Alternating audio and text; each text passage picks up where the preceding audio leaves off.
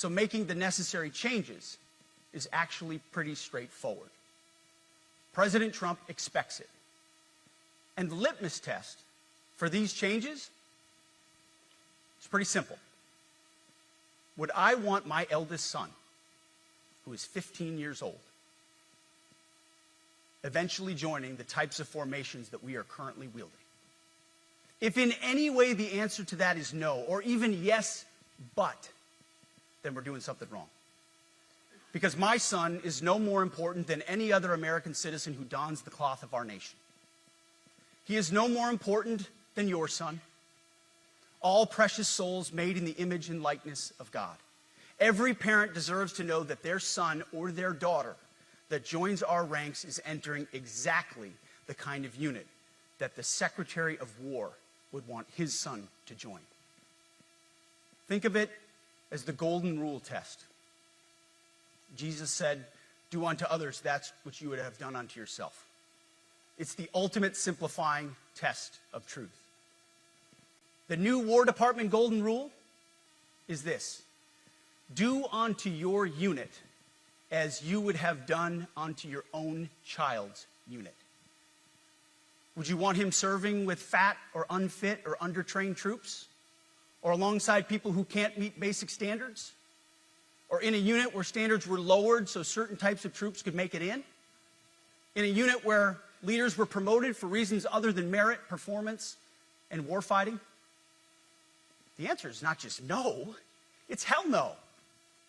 This means at the War Department, first and foremost, we must restore a ruthless, dispassionate, and common sense application of standards.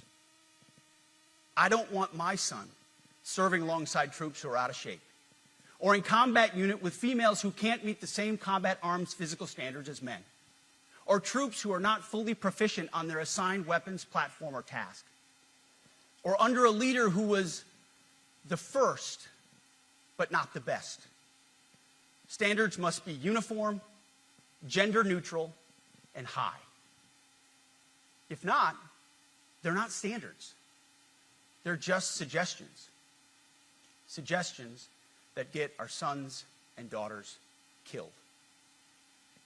When it comes to combat arms units, and there are many different stripes across our joint force, the era of politically correct, overly sensitive, don't hurt anyone's feelings leadership ends right now.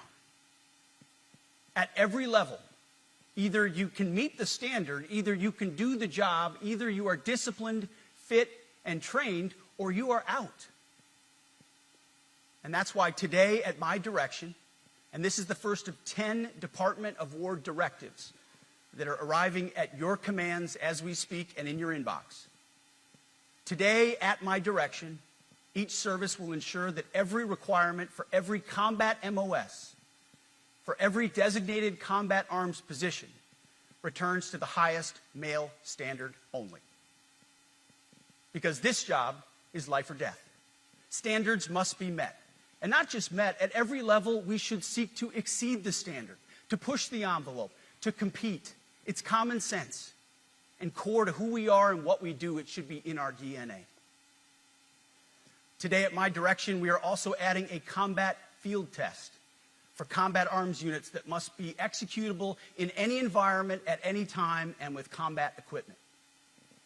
These tests, they'll look familiar. They'll resemble the Army Expert Physical Fitness Assessment or the Marine Corps Combat Fitness Test.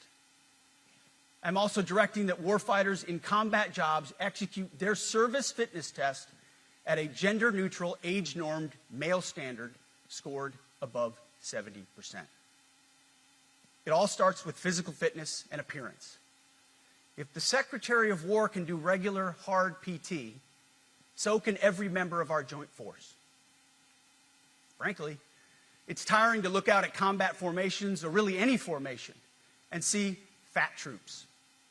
Likewise, it's completely unacceptable to see fat generals and admirals in the halls of the Pentagon and leading commands around the country and the world. It's a bad look. It is bad, and it's not who we are. So whether you're an airborne